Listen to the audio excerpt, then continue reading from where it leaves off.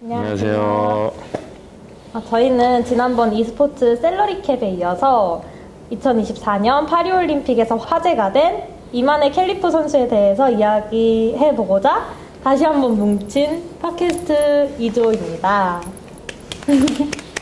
저희 구독자 여러분, 혹시 이만의 캘리프 선수가 누구인지 아시나요? 이만의 캘리프 선수는 지난 2024년 파리올림픽에서 금메달을 획득한 복싱 선수입니다. 네, 맞습니다. 이번에 이만의 캘리프 선수는 금메달을 차지했지만 과거 IBA에서 실격 처리된 전력이 있어서 더욱 주목받고 있는데요. 네, 그렇다면 저희 정호님께서 이만의 캘리프 선수가 과거 IBA에서 실격 처리되었던 사건에 대해서 얘기를 해주실 수 있을까요? 네, 저희가 좀 더 진지한 대화를 위해서 구도를 좀 바꿔봤습니다. 네, 우선은 이만의 캘리프 선수는 저랑 동갑이더라고요. 네, 그래서 알제리의 1999년생 복싱 국가대표 선수로 이번 파리 2024 올림픽에 출전해 금메달을 획득했습니다. 이만의 캘리프 선수는 어린 시절부터 남자아이들과 축구를 하면서 체력을 길렀고 이후 복싱에 입문하면서 두각을 나타내게 됐습니다. 2020년도 도쿄올림픽에서는 알제리 여성 복서로는 최초로 참가하여 8강에 진출하기도 했고 2022년 세계 복싱 선수권 대회에서는 은메달을 획득하기도 했습니다. 네, 그러나 작년 3월 인도 뉴델리에서 열린 세계 복싱 선수권 대회에서 캘리프는 IBA의 성별 적격성 규정에 의거하여 실격 처리가 되었습니다. IBA는 이만의 캘리프가 CY 염색체를 보유하고 있어서 여성 경기 참가 자격을 충족하지 못한다고 밝혔습니다. 이에 따라 캘리프는 해당 대회에서 실격 처리되었고 스포츠중재재판소 CAS에 항소를 제기하였으나 결국 철회가 되었습니다.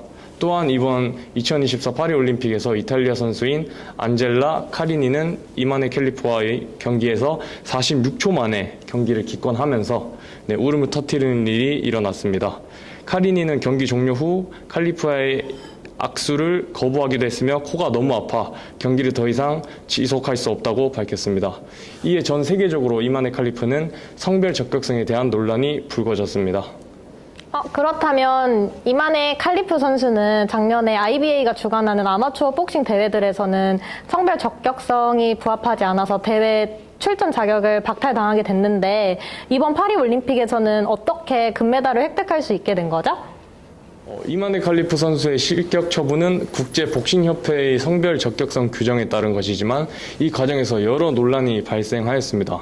우선 IBA는 캘리프 선수가 XY 염색체를 보유하고 있다는 이유로 실격을 결정하였습니다.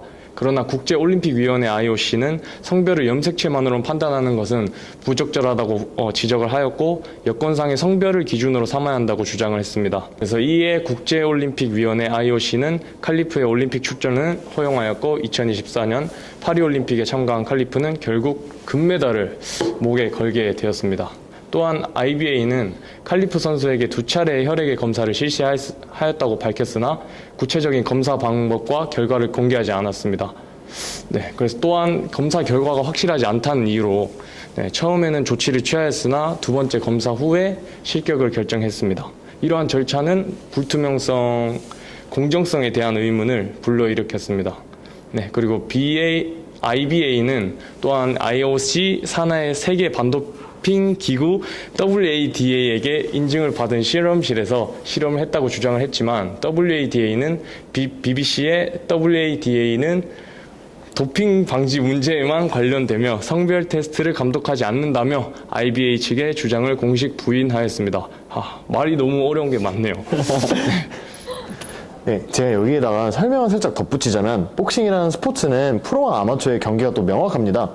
프로 복싱 선수의 경우에는 다양한 복싱 단체에 프로 복서로 소속되어서 해당 단체에서 복싱 프로모션을 통해 선수들 간의 매치를 잡게 되면 선수들은 3분의 4에서 12라운드짜리 경기를 뛰고 또 해당 경기를 뛴 데에 따른 그 파이트 머니를 받게 되고 또 트렁크 팬츠 곳곳에 새겨진 스폰서를 통해서 추가적인 수입을 받게 됩니다. 파이트 머니는 단체에 따라서 천차만별이고 라운드 수 또한 천차만별입니다.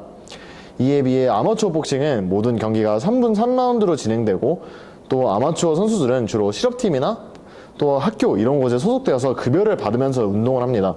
복싱에선 프로와 아마추어가 상하 관계를 의미하지 않는데요. 국가나 위원회가 주관하는 시합에 출전하여서 그 경쟁하며 메달 획득을 통한 국위 선양과 명예 획득 등을 추구하는 아마추어 복싱과 달리 프로복싱의 경우에는 사설 대회사의 주관 하에 시합이 개최되고 또 이윤 창출을 추구하게 됩니다. 이 중 그 아마추어 경기는 방금 현진님께서 말씀하셨듯이 과거 그 국제 복싱협회인 IBA가 올림픽을 포함한 모든 아마추어 복싱을 관장해 왔습니다. 하지만 작년 IOC는 결국 IBA를 퇴출시켰는데요. 그 IOC 집행위원회는 2021년부터 2023년까지 로드맵을 포함해 실제적이고 효과적으로 문제를 해결하기 위해 IBA에 다양한 기회를 제공했지만 IBA는 이를 또 충족하지 못했다라는 보고서를 냈습니다. 여기에는 상황이 너무 심각해 올림픽 헌장에 따라 IOC가 IBA를 퇴출하는 게 유일한 결론이라는 대목 또한 포함되었습니다. 이에 올림픽에서의 복싱은 IOC가 직접 관장하게 되었습니다. IBA는 과거부터 심판 편파 판정, 재정난, 승부 조작 등의 문제가 불거졌는데 2020년에 또 러시아인인 우마르 크렘레프가 새로운 회장에 오르게 되면서 IOC와 더욱더 큰 마찰을 빚기 시작했습니다.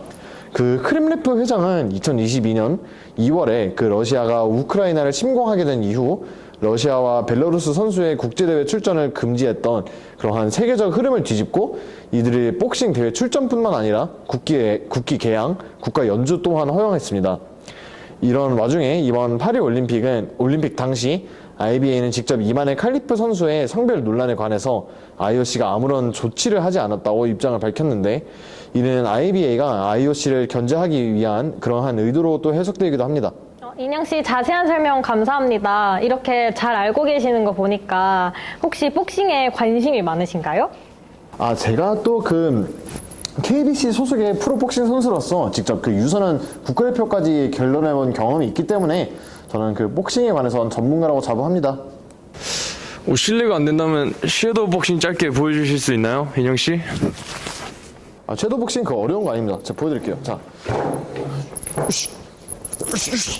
이것은 입에서 나는 소리가 아니요.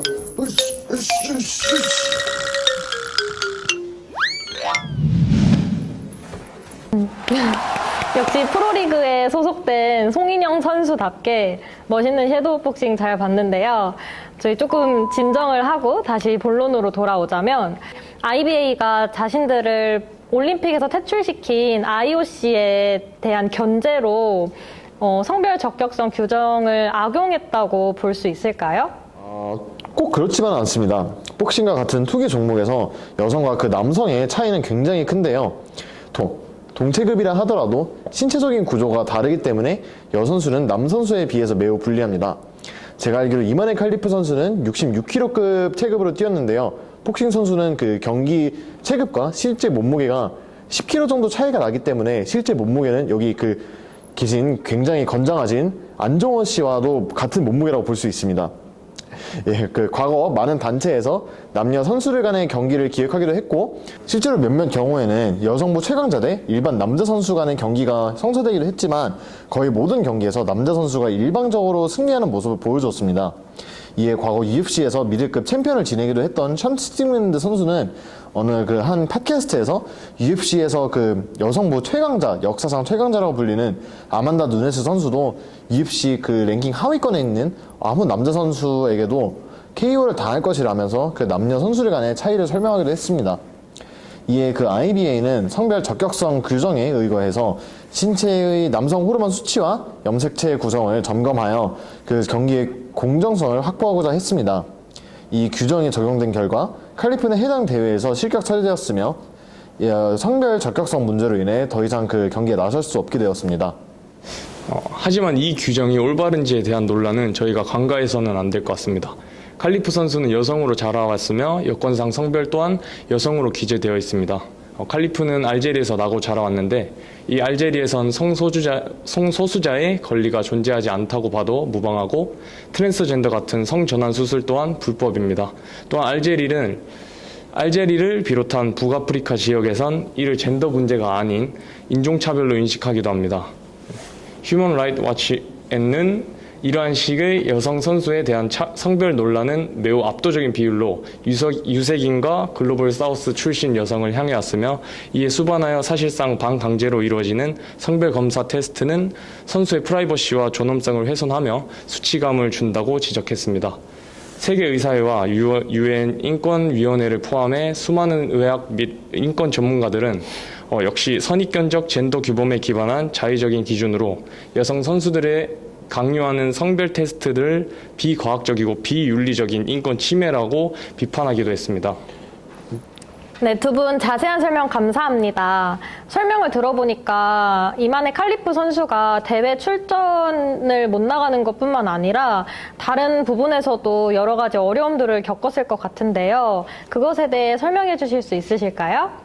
칼리프 선수는 올림픽에서 안젤라 카리니 선수와의 경기 직후 굉장히 많은 사이버 불링을 또 받게 되었습니다. 경기 직후에 일부 칠러 정치권 및 극우 정치권, 또 일부 트랜스포비아 논객들과 그 정치적 문화적 논객들이 이러한 정치적 문화 전쟁을 촉발하기 위해서 이 사건을 이용하기 시작했습니다. 또한 여러분들이 굉장히 잘 아시는 그 해리포터의 작가인 J.K. 롤링 또한 그 이만의 칼리프의 복싱 활동을 남성 권리 운동, 그리고 또 여성을 주먹으로 때리는 것을 즐기는 여성 혐오 스포츠라고 지칭하기도 했고, 또 IOC가 남성과 함께 링에 오르는 것을 허락했기 때문에 한 젊은 여성 복싱 선수는 자신이 노력해온 모든 것을 잃게 되었다라고 주장하면서 트위터에서 본격적으로 선동 작업을 펼쳤습니다. 이 NBC는 이와 관련해서 IBA에 의해 실격 처리된 림 위팅 선수와 이만의 칼리프가 여전히 성별에 대한 허위 비난에 직면하고 있다고 또 지적을 했으며, 경기 후 림 위팅 선수에게 패배한 튀르키예의 에스라 카르만 선수와 불가리아의 스베틀라나 카메노바 스타네바 선수가 그 두 검지를 교차시켜서 이 XX 염색체를 나타내는 동작으로 이들을 조롱한 사례를 또한 언급하기로 했습니다. 국내 언론들도 제대로 된 사실관계 파악과 IBA의 공신력에 대한 팩트체크 없이 IBA 측 주장과 소셜미디어의 추측만을 바탕으로 이만혜가 XY 염색체를 가지고 있다는 거나 인터섹스라는 주장을 기사로 작성한 바 있습니다. 이러한 기사는 좌우를 가리지 않고 다수 작성되었으며 국내 커뮤니티와 유튜브, 네이버 기사, 댓글에서도 사실 여부를 따지지 않은 채 선수를 비난하는 무분별한 반응이 이어졌습니다. 이러한 공격이 계속되자 안젤라 카리니는 인생을 건 경기에 진 것이 분해서 저지른 일이라며 이만의 출전에 대해 항의할 의사는 없다고 거듭 해명했습니다. 또한 경기 종료 후 이만의 악수를 거부한 것에 대해서도 그녀와 모두에게 사과하고 싶다는 뜻을 밝혔으며, 이 모든 논란이 자신을 슬프게 한다며 이후에 이만혜를 다시 만나게 된다면 그녀를 안아줄 것이라고 전했습니다. 2024년 8월 3일에는 여자 옷을 입고 머리핀을 단 이만의 어린 시절 사진이 공개되었습니다. 뉴욕 포스트에 따르면 이만혜는 여성으로 출생 등록을 하였고 여권 역시 여성 여권이며 어린 시절부터 여성으로 성장해 왔습니다. 이만혜의 아버지 또한 인터뷰에서 어린 시절 사진을 보여주며 그녀는 자랑스러운 딸이라고 언급했습니다. 유니셰프 인터뷰에서도 복싱은 여자가 할 운동이 아니다 라며 주변의 반대를 겪었다는 내용이 언급되었습니다. 트랜스포비아들의 표적이 되어 비판을 받았으나 아이러니하게도 파리올림픽에는 정작 참가한 트랜스 여성 운동 선수는 한 명도 없다는 사실도 드러났습니다. 네, 저희는 이렇게 이만의 칼리프 선수의 출생부터 최근에 어떤 논란을 겪었는지까지 다양한 이야기를 나누어 보았습니다. 이만의 칼리프 선수의 이야기를 통해서 스포츠에서 성별 적격성 규정이 가져오는 어려움과 그에 따라서 특정 선수들이 겪는 문제들에 대해 이야기를 나눠볼 수 있었습니다. 저는 이런 주제를 통해서 아직 스포츠계에서 공정성과 선수들의 인권이 많이 보장되어야 한다라는 그런 중요한 과제가 남아있는 것으로 비춰집니다. 오늘 중요한 이런 주제에 대해서 함께 이야기 나눠주셔서 감사하고요. 저희 인사드리면서 팟캐스트 마무리하도록 하겠습니다. 안녕.